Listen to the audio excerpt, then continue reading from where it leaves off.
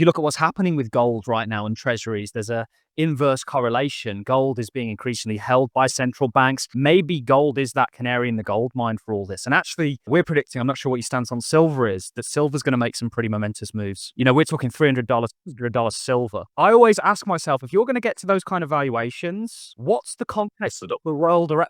Exactly. What's crypto doing?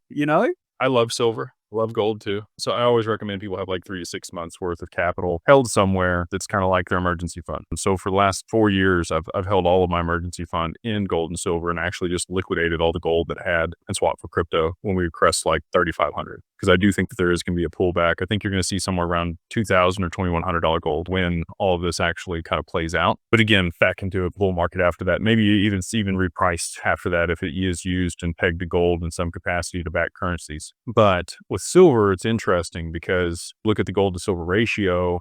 Historically, it's like a 40-1, and that would put silver very close to what the numbers you just talked about. And we're just now cresting $40. Back in the 80s, we had the Hunt brothers, do the silver squeeze and push it to $50 a piece. And since then, it's been in a prolonged bear market, actually suppressed by JP Morgan and many others that are able to spoof the market and have been fined multiple times for doing so. But you have to also think about production globally and how much silver is used in different capacities. I mean, your cell phone, solar panels, there's many other goods that require silver to actually function the way that they would like them to. And economically, if silver were to move to those valuations, you would need to replace that component across a ton of different hardware with something that was the same level of efficiency but cheaper. You've got graphene coming onto the scene here, and a lot of companies working on that. I think that could be a replacement, but we're not there yet for silver. And so for it to move to those prices, I think it would cause mayhem across production